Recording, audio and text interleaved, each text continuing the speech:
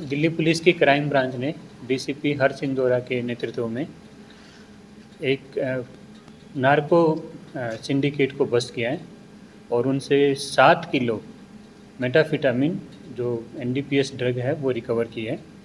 इसमें अभी तक कुल 6 गिरफ्तारियां हो चुकी हैं, जिसमें 2 नाइजीरियाई मूल के विदेशी नागरिक भी हैं और अभी 4 आदमी इसमें और भी आइडेंटिफाइड हैं जिनको अभी गिरफ्तार किया जाना बाकी है।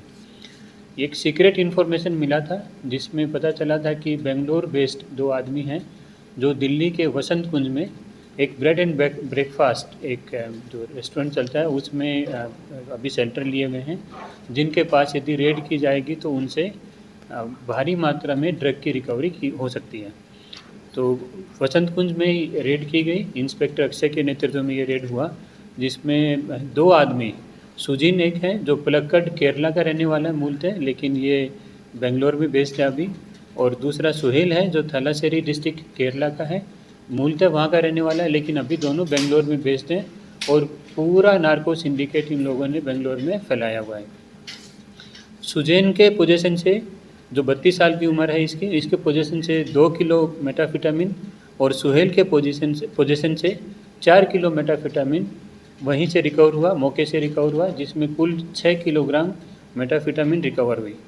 दोनों से जब गहन पूछताछ की गई तो दोनों से जब सोर्स और सप्लायर्स के बारे में पूछताछ किया तो पता चला कि एक नाइजीरिया मूल का आदमी है जिसका नाम टोबी डेको है। तो यदि इसको गिरफ्तार किया जाएगा तो इससे आगे की चेन खुल सकेगी। तो काफ़ी मशक्क़त के बाद करीब 4-5 दिन की मेहनत के बाद इस नाइजीरियाई मूल के विदेशी नागरिक को पकड़ा गया और इसके पोजीशन से 1 किलो मेटाफिटामिन फिर से रिकवर हुआ, जिसका पीसी लिया गया और इससे आगे की पूछताछ जारी है। अपने पूछताछ के दौरान इसने अपने एक सहयोगी जो नाइजीरियाई मूल का नागरिक है चिकवादो किंग्सले, इसका नाम बताया और इसकी लोकेशन भी बताई गई, जिसको कल अभी 2 दिन पहले ग्रेटर नोएडा से एक फ्लैट से इसको अरेस्ट किया गया है। जब सुजैन और सुहेल से बात किया गया और बैकवर्ड जब लिंकेजेस की बात हुई तो उसमें 2 भारतीय नागरिक और जो कि मंगलुरु के रहने वाले हैं मूलतः, लेकिन वो बेंगलोर में ऑपरेट करते हैं, एक फ़िरोज़ है और उनकी वाइफ है सुहा फातिमा। इन दोनों को भी अरेस्ट किया गया, जिनके फ़ोन से और जिनके अकाउंट में पैसे के ट्रांजैक्शन से इनकी ट्रेल एस्टैब्लिश होती है। इसमें जैसा बताया गया, पहले भी बताया गया, गृह मंत्रालय के आदेश पर फॉरवर्ड बैकवर्ड लिंकेजेस और टॉप टू बॉटम और बॉटम टू टॉप अप्रोच पर काम करते हुए आगे भी इस पूरे नेटवर्क पर काम चल रहा है, जिसमें अभी तक 4 आदमी की शिनाख्त हो चुकी है जिनको अभी अरेस्ट किया जाना बाकी है। ये लोग अभी आइडेंटिफाई हो गए हैं, लेकिन एफर्ट कर रहे हैं, इनको अभी एब्सकॉन्ड कर रहे हैं, इनको भी पकड़ा जाएगा और अभी और भी भारी मात्रा में इनसे मेटाफिटामिन और अन्य ड्रग की भी रिकवरी संभावित है। धन्यवाद। अभी तक जो पता लग रहा है सोर्स, ये लोग बता रहे हैं कि नाइजीरिया से भेजा जा रहा है, लेकिन इसका कोई कंफर्मेशन नहीं हुई है।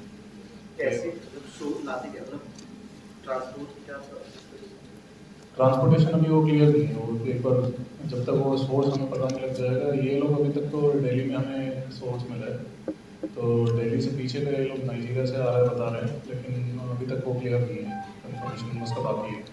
किंग्सले से आगे जो चैन चलेगी उसमें सोर्स का पता लगेगा, लेकिन मोटा मोटा जो पता लगी है ये एयरपोर्ट से स्मगलिंग के रास्ते से ही ये ड्रग इंडिया में सप्लाई की जा रही है। सर, ये जो 2 नाइजीरियन पकड़े गए, इनका रेट था, ये कब से रह रहे हैं? ये दोनों काफ़ी लंबे अरसे से रह रहे हैं, 2.5-3 साल तो हो गया इनको इस काम में यहाँ पर इन्वॉल्व हुए, और वीज़ा से संबंधित जितनी भी वायलेशन हैं उन पर भी इन पर कार्रवाई की जाएगी। कुछ नहीं पता लग सकता कि मेडिकल वीज़ा पे थे या स्टडी पे थे? ये मेडिकल वीज़ा पे थे।